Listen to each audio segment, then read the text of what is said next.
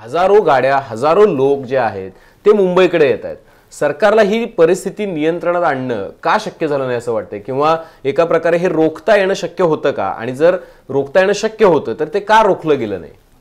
आपण अभिजित या गोष्टी लक्षात घेतल्या पाहिजेत की एकूण म्हणजे सरकार कोणाचंही असो सत्तेमध्ये राज्यामध्ये, सरकार हे जनरली सर्वशक्तिमान असतं. म्हणजे कसं की एखादी संस्था, संघटना किंवा जसं एक मराठा लाख मराठा हे मोर्चे झाले ते सगळे शांततेच्या मार्गाने पीसफुल मार्चेस झाले.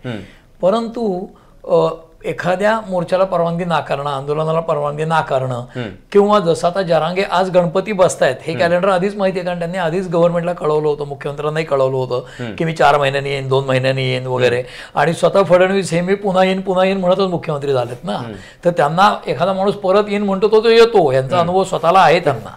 तर जरांगे येतील म्हणल्यावर येणार हे माहिती होतं. बरं, कॅलेंडरमध्ये बघितलं तर सामान्य माणूसही बघतो, अरे केव्हा येणार 4 महिन्यांनी, म्हणजे गणपती येणार, पितृ पंधरवड्यात तर नाही येणार, कारण तेव्हा काय लोकांचा मूड नसतो. एखादं आंदोलन लोकशाहीमध्ये करतात ते का करतात? गर्दीच्या वेळेला रात्री 2ला कोणीच आंदोलन करत नाही. का नाही करत? सगळे लोक झोपले तर आंदोलनाची दखल घेणार कोण?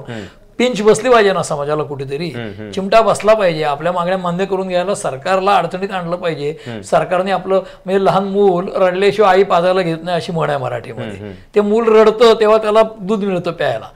ह्या जर व्यवहार असेल तर जरांगे आंदोलन करणार हे मुंबईला वेठील धरण्यासाठीच करणार. राजू शेट्टी मागे चालत आले होते. किंवा एक जो मोर्चा नाशिककडनं निघाला होता आपल्या आदिवासी बांधवांचा, त्या लोकांनी आपल्या इतिहासामध्ये अलीकडच्या काळातल्या 10वीची परीक्षा होती, मुंबईतल्या मुलांना त्रास होऊ नये म्हणून स्लो आले आणि वेळापत्रक मोर्चाचं बदलत थोडे उशिरा आले. तर असंही औदार्य दाखवले की खरं तर लोकांना त्रास झाला तर मागण्या मान्य होतात, पण ते आदिवासी लोक अनवाणी पायाने येऊन, पायाला चटके बसून, पायाला कापड बांधून जखमा होत आले होते, पण त्यांनी हे औदार्य दाखवलं होतं.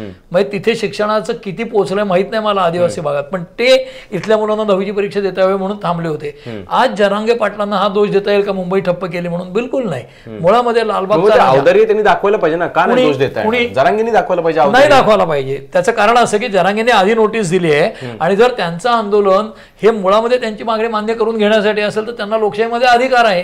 पण लोकशाहीमध्ये अधिकार असल्यापर्यंत सर तरी तुम्हालाही कल्पना आहे की ज्यावेळेला अशा पद्धतीचं सेन्सिटिव्ह वातावरण असतं, गणेशोत्सव असेल किंवा बाकीचे सेन्सिटिव्ह, म्हणजे की पोलिसांसाठी चॅलेंजिंग बाब असते ना. तुम्ही तुमचीच मागणी मान्य करण्यासाठी एखाद्या यंत्रणेवरचा दबाव किती वाढवणार? मुंबईमध्ये किती पोलीस आहेत, किती पोलीस काम करतात? तर 40,000 पोलीस समजा काम करतात, आपण गृहीत धरून चालू. तर या सगळ्या फोर्सला समजा जर इतकी मोठ्या संख्येनं लोक आले तर इथल्या कायदा सुव्यवस्था असेल, इथली व्यवस्था असेल, एकूण रस्ते, ठिकठिकाणी टाकलेले मंडप, रेल्वे, बसेस, हे काय होऊन जाईल गणपती उत्सवाच्या काळामध्ये? नाही, गणपतीच्या उत्सवामध्ये या सगळ्याचं काय होईल हे जे तुम्ही विचारताय, हे प्रश्न जरांगेंना विचारायच्या ऐवजी त्या व्यवस्थेला म्हणजे सरकारला विचारायला हवेत की सरकारला आधी कल्पना दिली आहे तर त्यांनी जरांगेंकडे सक्षम माणसं पाठवून ते असं करणार नाहीत अशी पावलं उचलायला हवी होती ना. म्हणजे आज जरांगेंना इथे यायला मजबूर सरकार करतंय का, किंबहुना सरकारला असं काही होणं हवंय का, अशी शंका यावी, अशी परिस्थिती आहे. त्याचं कारण असं की राजकारण करताना जरांगे स्वतः राजकारणात सक्रिय नाही आहेत. त्यांच्या आंदोलनाचा विशिष्ट कोणाला तरी फायदा होत असेल, कोणाला तरी नुकसान होत असेल, त्यामुळे परिस्थितीजन्य पुरावा म्हणून त्यांचे बोलविते धनी वेगळेत असे आरोप केले जातात ना जरांगेंचे. पण जरांगे इथे येणार हे 4 महिने माहिती असून सरकारने पावलं उचलली नाहीत आणि त्यांना इथे येण्यापासून रोखण्याचा प्रयत्न केला नाही. मग ते कोर्टातली याचिका आणि त्याच्यानंतर जे जरांगेंच्या विरुद्ध बोलतात सदावर्ते यांच्यासारखे लोक, आज कोर्टामध्ये काय सांगितलं कोर्टाने की त्यांना परवानगी देणं हे अथॉरिटीच्या हातात आहे, म्हणजे सरकारच्या हातात आहे. सरकार त्यांना परवानगी नाकारेल आणि ते सीमेवर आले तर अडवायचा प्रयत्न होईल. म्हणजे थोडक्यामध्ये कुठेतरी हा संघर्ष होणार आहे ना. तर हा टाळायला आधीच लोकशाहीमध्ये सरकारने लोकशाही पद्धतीने त्यांच्याकडे माणसं वाढून बोलणी करायला पाहिजे होती. हा काय अहंकाराचा प्रश्न नसतो ना, सरकार ही महाराष्ट्राच्या अख्ख्या जनतेच आहे. त्यामुळे हे काही त्याला तुम्ही जरांगेंना दोषी नाही धरू शकत. उद्या काही गैरव्यवस्था झाली तर सरकार दोषी आहे. सरकार दोषी आहे, पण असे की आंदोलक जे आंदोलन करतायत ते दोषी नाहीत असं पण म्हणता येईल का? नाही, असं मी म्हणालेलो नाही. सरकारची जबाबदारी अधिक असते, कारण सरकार सर्वशक्तिमान असतं. म्हणजे लोकशाहीमध्ये कुठलंही आंदोलन करायला कोणालाही परवानगी आहेच, पण त्या आंदोलनाची परवानगी नाकारली तर ते बेकायदेशीर ठरेल, त्यांच्यावर कारवाई होईल. पण ते काय म्हणतात, मी जाहीर केलंय त्याप्रमाणे मी जाणार, मग काय होईल? सरकारने परवानगी नाकारली तर ते बेकायदेशीर ठरेल. त्या आंदोलनात यापूर्वीचे 1 लाख मराठा मोर्चे शांततेच्या मार्गाने निघाले. इथे जर काय व्हायलन्स झाला, हिंसक झालं, काही झालं तर जबाबदारी कोणावर येईल? जेवढी जरांग्यांवर येईल तेवढीच सरकारवर पण येईल. म्हणजे त्याच्यामध्ये एका हाताने टाळे वाजत नाही हे सत्य आपल्याला स्वीकारायला लागेल. एकट्या जरांग्यांना त्यात दोषी धरता येणार नाही. त्याचं कारण असं, सरकारने समजा निर्णय घेतला 10% एसीबीसीचं आरक्षण द्यायचं, मग त्याच्यावर कमिट्या नेमल्या, मग त्याची अंमलबजावणी सुरू झाली आहे का?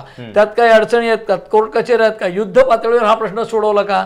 जसं दुष्काळाचा प्रश्न सोडवता, एखाद्या ठिकाणी आग लागली तर फायर टेंडर पाठवतात, त्या पद्धतीने एखादा समाज वारंवार रस्त्यावर उतरतोय लाखाच्या संख्येने, तर तो प्रश्न ऐरणीवर घेऊन सोडवायचा का नाही सरकारला? आणि तसं दिसतंय का?